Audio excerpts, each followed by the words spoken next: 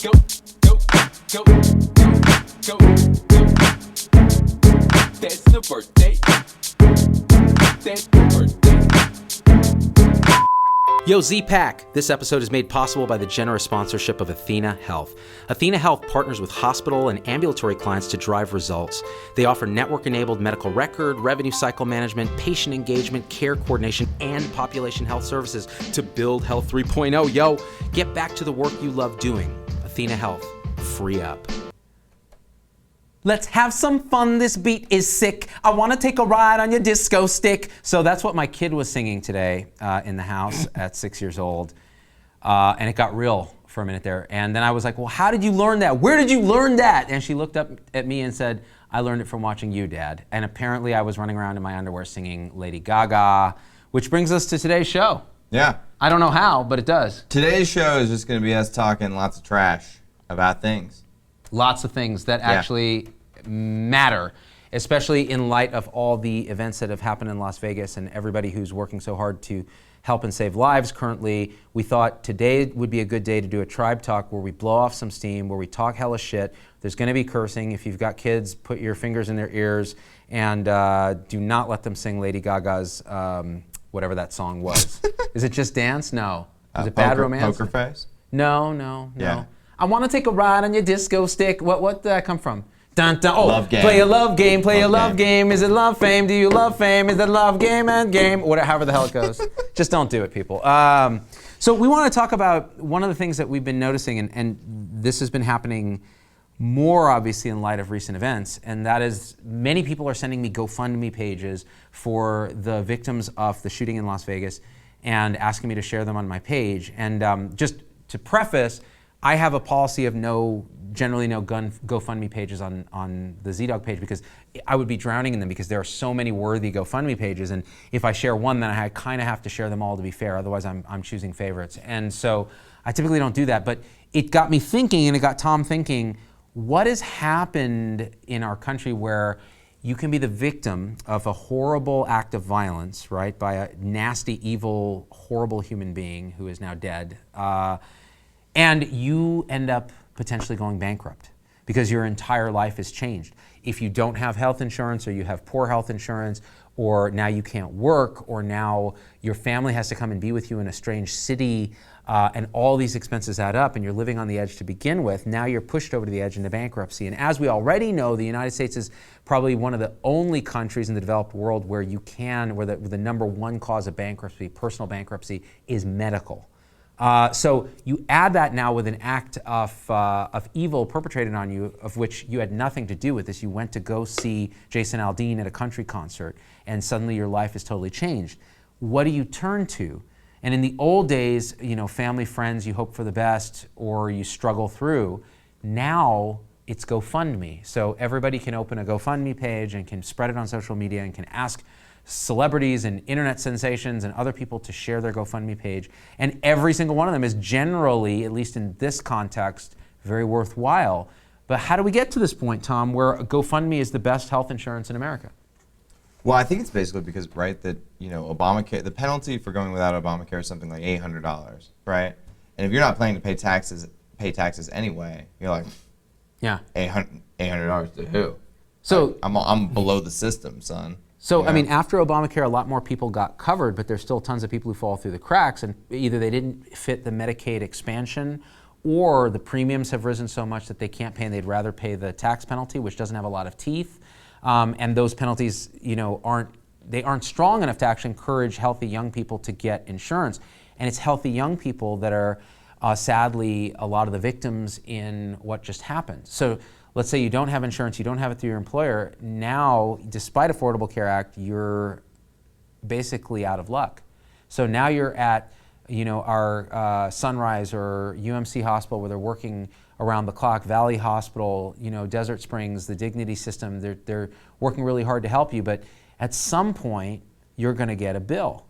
And that bill is going to be absolutely devastating if we know anything about hospital bills. So, oh God, it's got to be like $200K, right? Oh, I mean, minimum. Every single bolt and screw and nut is going to be accounted for because that's how hospitals bill. They use something called the charge master, which is the master set of charges, like a tube of Vaseline is $37. I know this because when I bonked my head hiking out here on Red Rock, I got a bill from Summerlin Emergency Department that was like $4,000 for 3 stitches and a tetanus shot. Yeah. And every little thing, and in fact, I will say this, they were accurate. They forgot to give me, I forget what it was, the dressing over the wound or something, and they charged me for it, and then they took it off because they realized they didn't actually give it to me, and that would have been another $50, and it was a piece of gauze with some tape.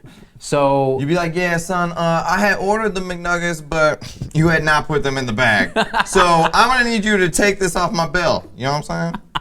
Dude, speaking of which, can I vent for a second? I know this is a very difficult time in Las Vegas, but we want to try to be real for a second. I ordered 20 chicken wings from my favorite local pizza place, and I showed up and they gave me the bag with all the stuff, including the sandwiches. And you know, Vegas is coming together in this time of difficulty. You know, all the local businesses are offering freebies, and the community is really coming together in a way I never thought Las Vegas would do, because we're notoriously kind of loner culture and a little bit transient and a little disconnected, but they've really come together. But I get home and there were only 10 wings and I wanted 20. And the lack of heartburn that I feel now due to the lack of wings is truly infuriating, Tom Heineber, although my calcium score was 0. Anyways, back to the lecture at hand. I can't even imagine your pain. It's hey really guys, hard. I'm going to start a GoFundMe account. We're going to be setting up a GoFundMe for these wings, yeah. To purchase, because I'm sorry, Tom, because the wings. We're trying to raise $7.89 to get Z 10 more wings. Logan, go to the TAD cam because I can't let them see me like this. It's not on, Z. They're going to watch you cry. Okay, in that case, we'll just go back to the lecture at hand. So, you know, this GoFundMe thing is something that I see on a pretty consistent basis, not just around this mass shooting, but I see it all the time. Like, especially like friends of mine I have that are in like the motorcycle communities and stuff. These are constant there because dudes are always getting killed or massively injured on their motorcycles. Right. And of course, the kind of guys that like dropped out to ride motorcycles, they don't have a lot of money. They look cool. But you know what, Tom? They're too fast, too furious. Yep. That's what separates them from you and me. Jamie Bohacek says they also take 20%. What a ripoff, the GoFundMe people. Is it that high? Is it 20%? Not sure. On GoFundMe, it may be. Kickstarter's 10%. It's less. Right, correct. Yeah. And then Facebook donation is 5%. We learned. So like our UMC donation, they're gonna take a 5% hit off of that. 3 of which is for credit card processing, and 2 of which is for owner operation expense of the charity. Yeah, so it's much more efficient. Yeah. Because they're not really trying to profit off it as much. You know, Oscar Vela says it's 8%. I guess it really depends. Aaron O'Shaughnessy calls motorcycles donor cycles, because that's what they call them in Australia, where Aaron is from. Because Australians are hardcore as fuck. They're just like, get on your donor cycle, mate. You're going to donate your spleen soon. I'm like, they don't actually transplant spleens. In fact, they take them out. I do know that they asked GoFundMe to remove the fee for the Las Vegas fund, which has almost $10 million.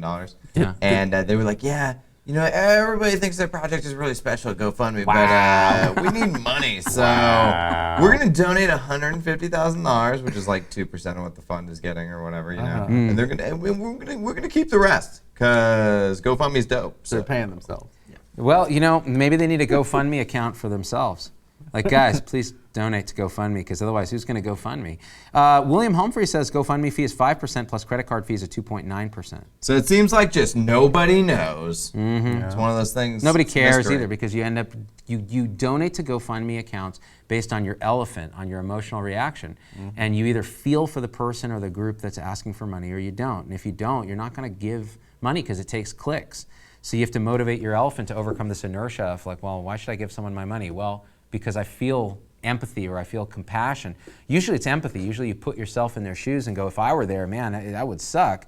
So out of that pain, I'm going to give some money. You want to hear how terrible our generation is? Me and Logan, I know you've seen this. I don't know what you're have seen people who are like, hey, moving from Seattle to Portland. Gonna need like 1,200 for moving expenses. So fill it fork up. it over, America. Just give it up. You know what's amazing about that shit? It used to be you would have to stand on a fucking corner with a cardboard sign and say, trying to hitchhike to Portland, bro. Spare a couple dimes for a dime bag. But now you can just go on the internet, this weirdly anonymous You're way. like, I'm trying to pay first and last on my new place. It's pretty sweet, man. It's a loft. It's a loft, it's concrete walls, polished floors. I think they don't call believe it in carpet. industrial chic. Yeah, it's pretty dope. So. Also, Mr. Kitty needs a new collar.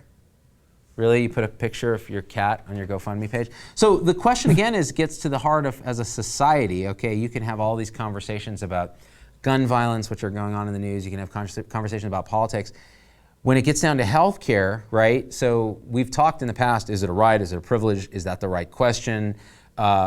Should we be focusing on fixing the model first before we talk about even how you're going to pay for it and whether it's a right or a privilege? Do you have the right to my services? Or as a society, are we big enough that we ought to be taking care of each other at a minimum level? Yada, yada, yada. None of that matters. If you currently get shot at a concert, you could go bankrupt or worse. And that's assuming you survive and you have these million. And you know, when we had Allison Anderson on the show the other day, the trauma RN, APRN out of UMC, she was talking about taking care of these patients.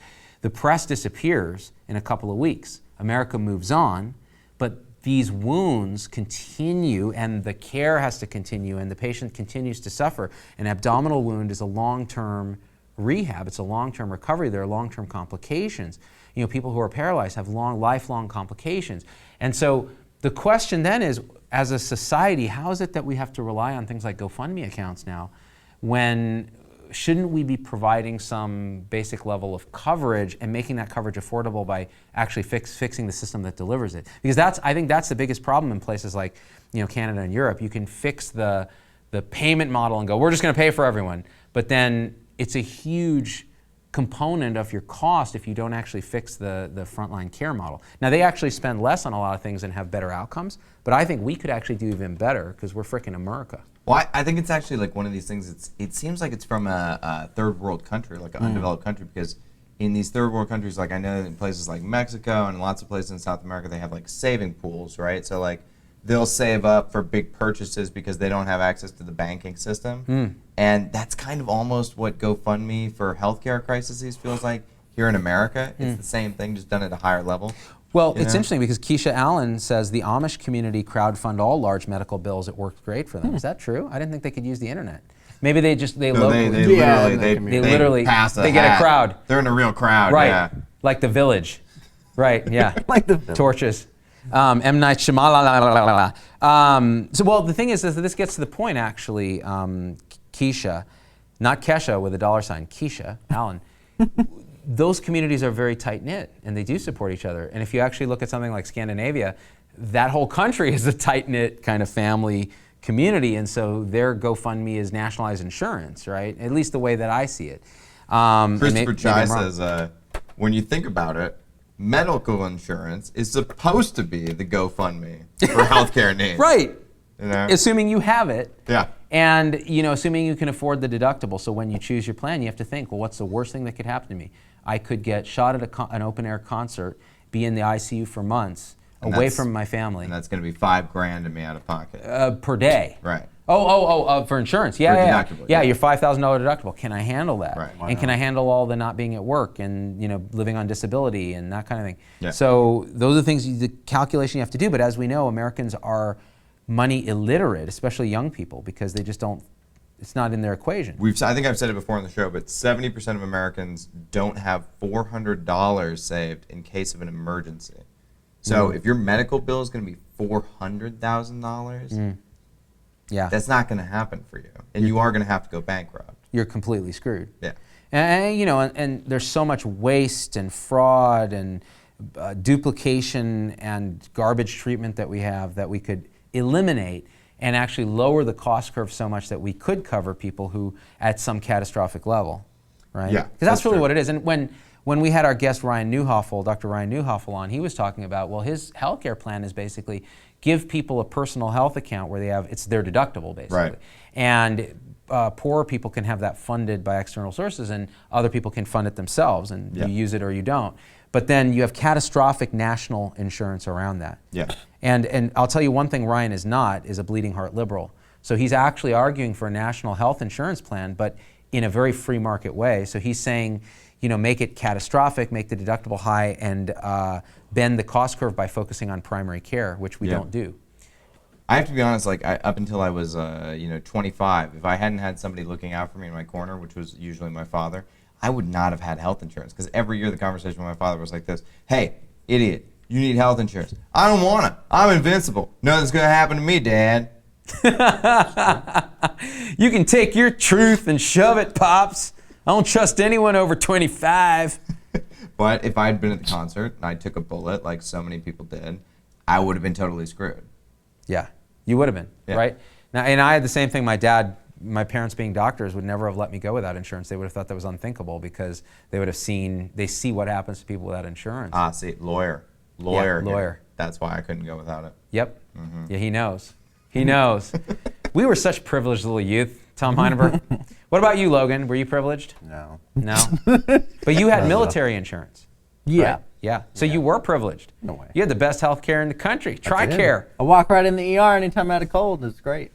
And he still does that, but now he has to pay. Yeah, I was like, "Yo, Dad, what does health insurance cost?" He was like, "It's $85 a month." I was like, "Bruh, Really? that's like a whole night of drinking." That's like, cheap, too. Getting a lot of drinks, buying ladies drinks, doing all kinds of stuff, man. $85 a month, the good old days, man. Yeah. Good luck with that. The minimum you're gonna pay now is like $200 a month. Yeah. By the way, can I Minimum. tell you what I've been doing since the shooting, Z? Every day, Trolling? I have made it a point to troll people that Tom's a are troll. posting conspiracy theories. And my goal is to make you feel as bad as humanly possible if you post one of those pieces of shit You know, articles. this is a tribe talk, so fuck those people. Like, really? You're gonna post? This is what we'll post something with Allison Anderson talking about It was saving all lives fake, in the man. ICU. And he's like, I don't see any pictures. I don't see any pictures. What the fuck are you trying to tell me that this isn't a hoax? They're just trying to take our guns or whatever the hoax. What? By the way, what is the conspiracy? So they say there's another person shooting on the second floor, but somebody had like a strobe light on, and you can clearly see it's a strobe light, and the window's not blown out. Also, there's look at this, it's blown out here, but no one's running. There's a really and it's dumb, like 40 minutes before. There's a dumbass conspiracy going around about how there were multiple shootings at multiple strip properties, which is something that was reported. Yeah, they called it in the in. confusion, and people were hearing echoes at multiple strip properties. But then 3 days later, and we have the information, and you're still posting that. It's actually dangerous of you to be posting it, and I don't feel like an asshole at all for treating you like the piece of dirt that you are. Yeah. Okay? Like, And I don't feel bad at all because ideas are dangerous and they have consequences. This is ideas. This is a thing. Now, okay, this is fascinating. So yes, these people are absolutely shameless pieces of shit. And they need to all be stopped and put on Mars without oxygen. But the thing is, first of all, what good does it do to spread these conspiracies? Like, what truth are they trying to expose that's going to change anything? Okay, there were multiple shooters, and it doesn't matter. There's still a bunch of dead people, a bunch of people wounded in the emergency department. Yeah. And so that doesn't change anything. Well, there's this or that. Who cares? The other thing is this idea that ideas are a virus. They are. They are, and in fact, the term meme, which means idea, was a Richard Dawkins thing, right? That's correct. And this idea that there are some ideas that truly are poisonous. And now the problem, the danger with saying that is that then you start being accused of being the thought police or the idea police. But the thing is, some ideas are just stupid and dangerous. You know, like the anti-vaccine meme. That's a dumb idea. That's stupid and dangerous. Exactly. Right? I mean, we all think that we're so mentally strong and that we're not being infected by thought viruses every day. But like, why do I think about how black people always talk on speakerphones, Z? Like, why is that racist thought, that vaguely racist thought even in my head? You know? Is that true? Oh yeah, they love to talk on speakerphone. Really? I think it's because of the brain cancer. And they're probably going to, 20 years from now, you're going to find out black people don't have brain cancer. Yeah, because they were right. That's how I feel. Anyway. I never knew this, Tom, this particular meme about speakerphone. But think about how few of your own ideas are actually yours. I mean, if you're brave enough to admit that to yourself. It's really true. I mean, and look at the Carrie Bennett. Oh, you mean like when they said that Sandy Hook never happened? Like, to me... That was the worst of the worst. And that's the worst of the worst, because what you're doing is you're taking your shitty bad idea and you're hurting someone who's suffering with it. So the idea itself hurts people. And you know me, I'm not a big fan of butthurt and allowing butthurt to exist in the universe, meaning that people get, offended over words, but that kind of thing is a different level. That's directly attacking someone with words to try to hurt them. Melissa says, no, we don't always talk on speakerphones. We're just loud, okay? That's racist, Melissa. But that, you said it, not me. See, Melissa, and I'm assuming Melissa is African American. Yes, Melissa. But like, it's funny because Tom is loud as fuck. but he never talks on speakerphone. He's always like, yeah, motherfuckers, this is the thing. We're going to shoot a video today and shit, fuck yeah. And I'm like, you might as well just put it on speakerphone because you could talk from over here. Yeah, so true. By the way, thanks to Athena Health for sponsoring the show this month. What, you really had to mention the sponsor in the middle of a torrent of obscenity? Is this InfoWars? Yeah, it's InfoWars. Thanks for sponsoring InfoWars. Holly says, you know what's annoying when someone posts a GoFundMe account for themselves and then months later they buy an animal. Really? You just posted you needed money for your health and now you buy an animal? Yeah. Oh my God, unbelievable. Dude. So yeah, there's a lot of this. It's the same reason you don't give money to homeless people, okay? Right. I would never give money to a homeless person ever. You know why? Because they're going to use it for drugs or alcohol. There are plenty of social services that they can take advantage of in the city. Anything else you want to talk about today? Tell them how to So let's see. Kill all homeless people. Let's stereotype every race and also curse. I love it. Proud Irish and Loud, says Donna Malone Hudson. I love it. I don't know what kind of accent that was, but it was not like an Irish accent. See? What's that? It's a pirate. It's a pirate? It's a pirate. I love it.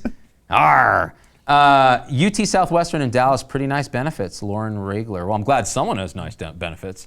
Maybe we need to move to UT Southwestern. And then check it. So let's have this conversation real quick. Thoughts are a virus, right? Like we both kind of agree on that? Yeah. Okay. So how do we have the conversation of mental health in this country, right? Like, doesn't that all correlate? And like a while back, I know that I'm putting you on the spot here, but like we were sort of batting around the idea of capture and how that may be what's going on with the mentally ill. Like we all have terrible thoughts running through our brain all the time, like the one I shared about black people on speakerphone, or like I might. That's not a terrible thought. I might think about killing funny myself observation. Sometimes. I might be like, you know what would it be like if I just kill myself right now? You know.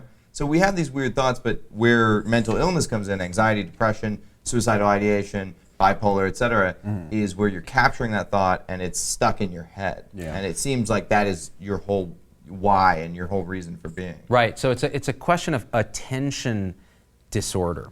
Yes. So it's interesting because I've been listening to this book, The Mind Illuminated, by this dude who teaches you how to go into a really, really high-level meditation. So how do you really do this? And it's really a question of how do you direct your attention? How do you train your unconscious mind, which is what actually determines where your attention is going. So it's your unconscious brain that gets captured by things. So, oh my gosh, that light's too bright. Well, I didn't consciously decide that.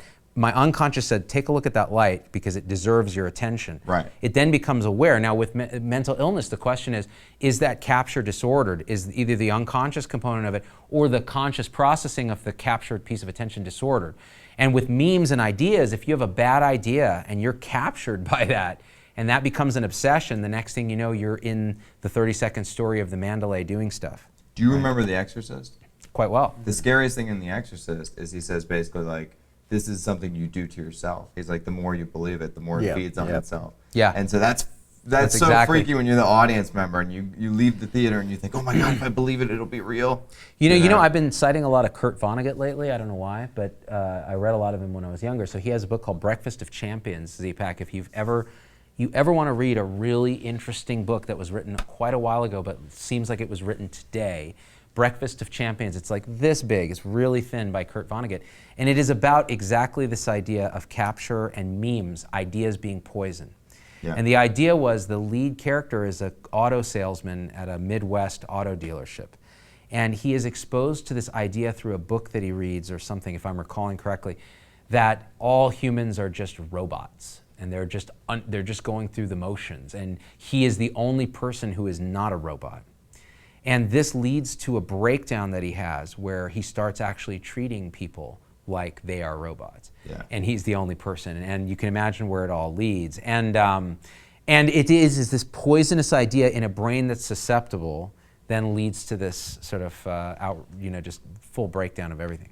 Oh yeah, totally. Yeah, so the idea that ideas are poison. Alexander says, all I'm seeing here is 3 doctors that run a podcast and gain revenue from clickbait. I wish I was a doctor. Please be a voice for your convictions and actually do something. Thank you for calling us doctors, Alexander. Yeah. Me and Logan. Yeah, That's very kind of you. They're not doctors. And clickbait does nothing for us except for get us views, which does not generate revenue for us. Well, he wants you to, Alexander was in the comments earlier saying, why don't you stick up for universal health care, bro, and actually, do something to you. This is for Alexander? Yeah. Okay, Alexander, listen to me carefully, you motherfucker. Get him! I have advocated for universal coverage for Americans for as long as I have been thinking about health insurance. I think all Americans should be covered by some catastrophic insurance. What I don't advocate is a full-on government-run single-payer system because they will fuck it up. What I'm advocating is fix the care system with us, the caregivers on the front lines, actually transforming how we provide care, make it more efficient, more patient-centered, more compassionate, not just to the patients, but to each other, make it team-based, technology-leveraged, right? Which is why we agreed to have a sponsor this month, Athena Health, because we're talking about how can technology actually help us build 3.0. And then you provide that catastrophic coverage, and I don't care who provides it, whether it's employers or the government, but it ought to be for everybody. But then let people compete to provide the best care and the best outcomes. And that is the motherfucking American way. And that is how we cover everybody because it is a social compact. We are better than what we have now, and we deserve better than that. Also, fuck you if I didn't say that already. You just got schooled so hard, bitch. It was dope. I'm a doctor. All I know is Logan just got an upgrade to a doctor. Logan, you took a test today. God damn it. Steve. Can you tell us about this test? Tom said some shit to me the other day about maybe having Asperger's. He's got it. And so I took an Asperger's test and got a score that was, and then I asked my wife if any of these things sound like me, and she literally laughed in my face. You know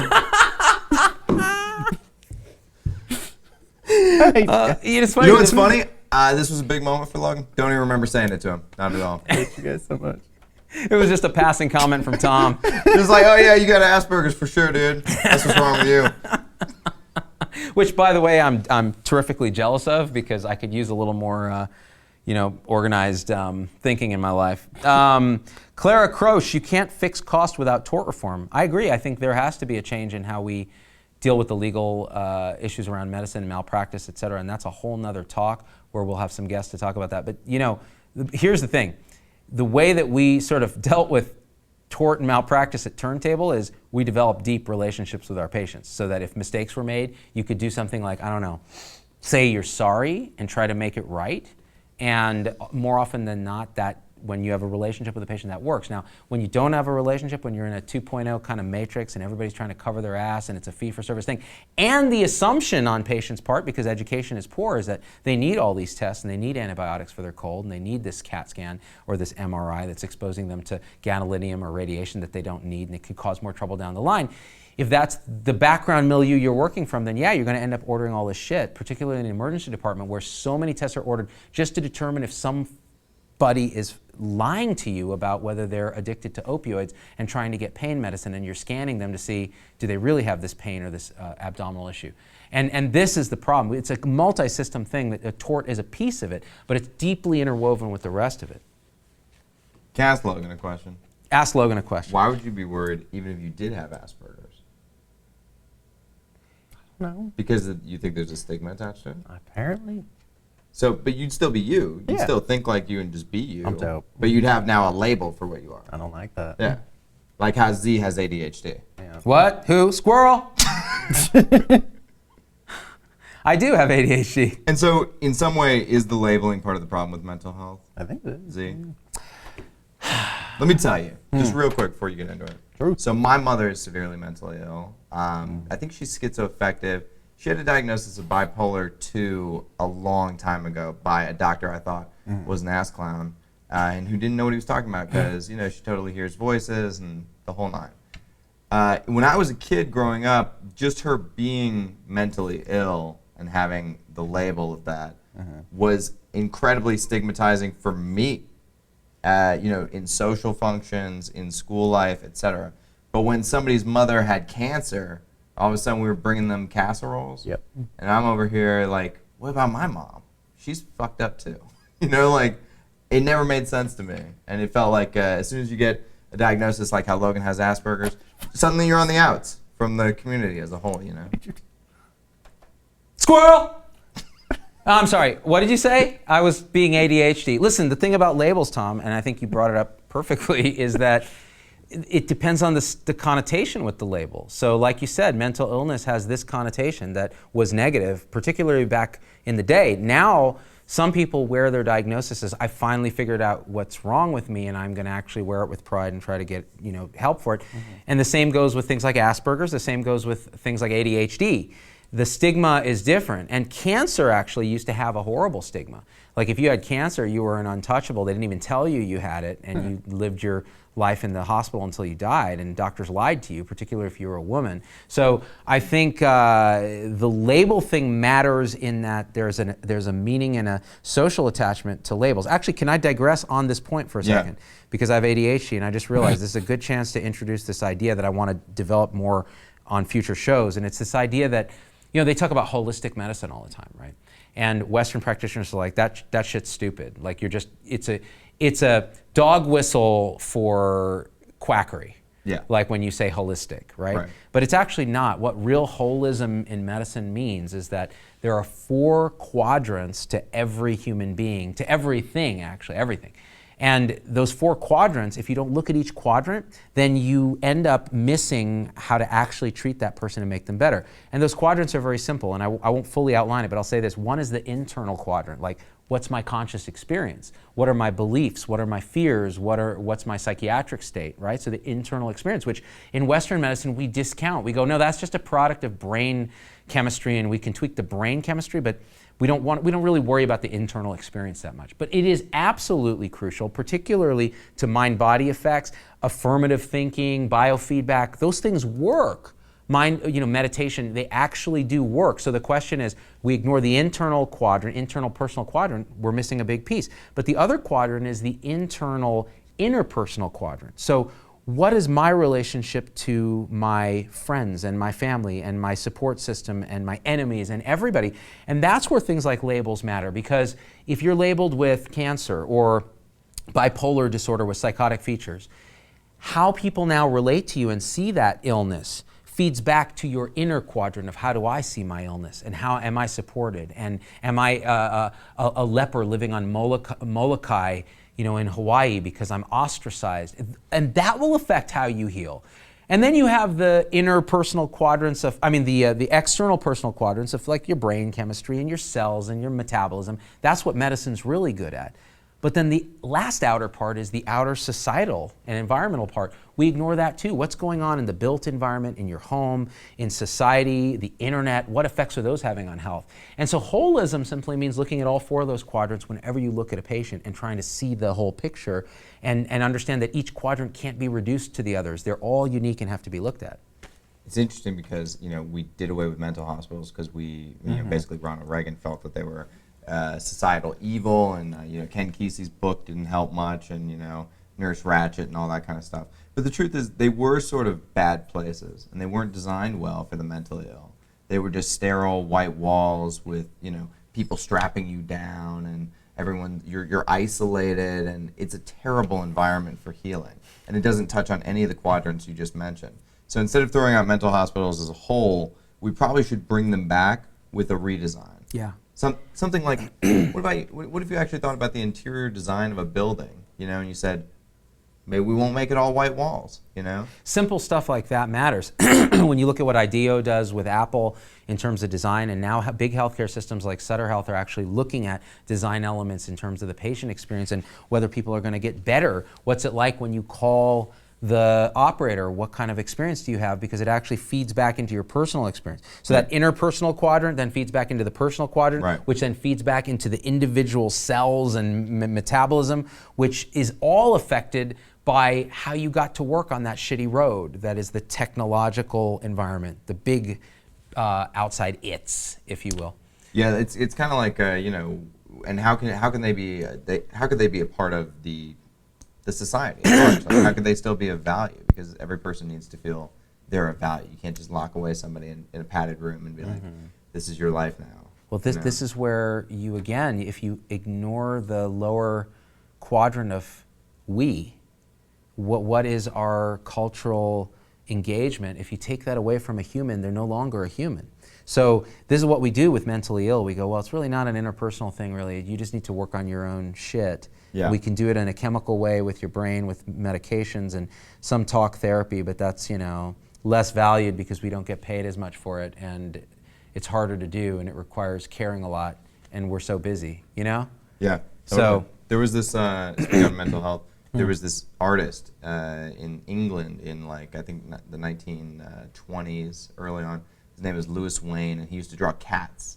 And he drew these really cute cartoonish cats, and as time went on, as he became schizophrenic, it started to emerge, and then his schizophrenia progressed. These cats became like Hindu deities. It was, the drawings were like crazy elaborate and intricate. But he spent his whole life out in the English countryside drawing cats, very content. And all the writing about him from that time is that he actually didn't mind having his disease because it actually made him more artistic. He liked hanging out with cats. Right. It's kind of his thing. That's who he was. Yeah. And again, the cultural setting of that disease that he had was that his art was valued and he had a place in the world and a purpose.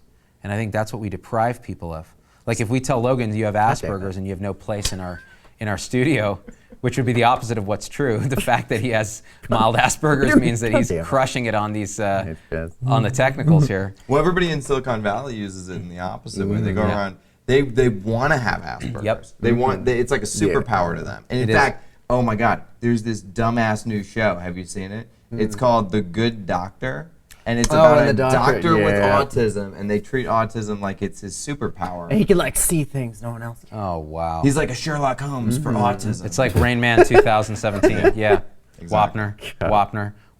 Well, so Tabitha Beckman says Maslow's hierarchy of needs, and that's exactly right in terms of self-actualization being the highest part of that hierarchy. And I would argue that many of us in medicine we've satisfied our survival stuff mostly, although you do enough 12s in a row, that's on edge, or you're a CNA and you're barely making enough money to feed your family, that's on the edge. But if you've surpassed that, you're looking for actualization and purpose and connection, and I think that's part of the reason we were able to build this tribe is we're all looking for that actualization. So the question is, how do we build it together? How do we bounce ideas off each other? Like, how do we find our purpose in the grand web of things, right? When do you feel you are at Maslow's hierarchy of needs and you don't need to do a GoFundMe? Like, what number for most people, you think? I think they say that if you make $70,000 or more and you live in a decent cost of living place, any extra money doesn't make you happier, which means you've probably reached the needs point. Yeah. And now it's just fulfillment. It's purpose after that. It's interesting because Seth Godin has this thing where he says once you've met your basic needs, rice and beans, and you can have what you want and take care of your family, and a few of the little extras, money then becomes a story.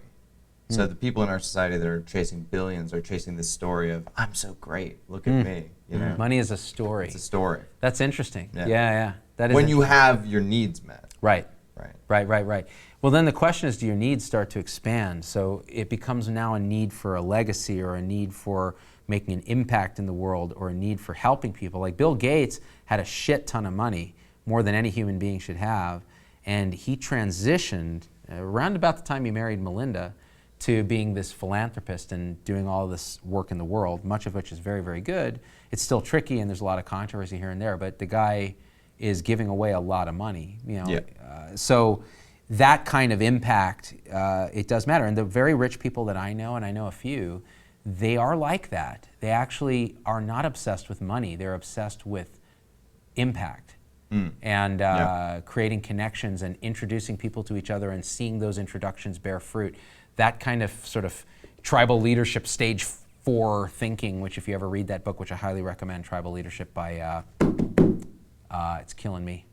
Some guy. And also a doctor who's the head of the Medical Group Management Association. Haley Fisher Wright wrote that book, and it's really fantastic. Christopher says mental health, as it is generally taught in medical school, is too judgmental.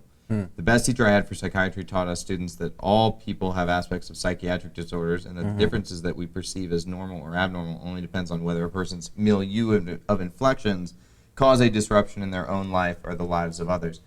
I have a great story about this. So I have a friend who was in medical school, and the professor said, if you get schizophrenia, this is one of the worst things that can happen to you, happen to a person, and a kid in the back raised his hand and said, "I have schizophrenia." Yeah. It's No, like, I think that's spot on. yeah. And you Your know, worst case scenario is my everyday. So, Right. and I'm here in the same class with you. Right. So much of it is perspectival, and you can get into a kind of a madness where you say all perspectives are equal, and a very, very, very mentally ill person's perspective is just as valid as yours. But that's really, there are truths and truths, and that is less true than, say, a person who's not thought disordered and isn't having disorganized thinking and isn't hearing voices. But that doesn't mean that that person can't have an incredibly meaningful, valuable life, both internally, interpersonally, as part of society, and as an organism in terms of function. Right, totally. What do you think? Should we wrap it up? I think we should wrap it. This has been a fun conversation, and Brenda the comments says have been really good. his superpower isn't autism. It's his super intellect and the challenges he faces because of his autism. So maybe we should watch the show. Okay, we'll watch I'm just it. being judgy about the marketing. Well, the marketing is terrible. Yeah, I haven't watched the show. That's interesting. I haven't even heard about it, but I should check it out. And guys, so please go back and watch the shows we did with Allison Anderson, a frontline worker at UMC, taking care of the victims of this shooting. The sort of mini telethon we did for UMC Hospital that raised like $41,000 so far and has been so deeply appreciated. Their leadership messaged me and said, look, we're so busy right now, and we're so grateful that your Z-Pack stepped up and supported us. It means the world to us. So your voice is heard right here in Las Vegas, Z-Pack. Your voice from that show continues to ripple and have effects here, so we deeply appreciate it. Do me a favor, hit follow if you haven't yet on this live, because it means that then you'll get notified when we go live, and hit share, because that means other people will know that you're watching the show and they might want to watch as well, because we're trying to just grow our impact. Again, if we're talking about Maslow's hierarchy, I want to have the conversation with you guys where we all try to figure out how do we actualize the highest kind of healthcare system, not just for the system, but for each other that we can have. Other thoughts, Tom Heineber? I love you guys. I love you too, Z-Pack. And Tad loves you even more, but I can't reach him without breaking my microphone. So he misses you, and we miss you. We love you. By the way, I'm sorry if Logan offended anybody with his Asperger's. He's just, we can't even take him out of the house. I hate you so much, Tom Heineber. I really do. Not even sure. Go.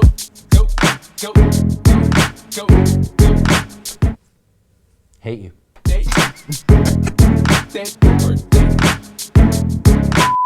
Yo, Z-Pack! This episode is made possible by the generous sponsorship of Athena Health. Athena Health partners with hospital and ambulatory clients to drive results.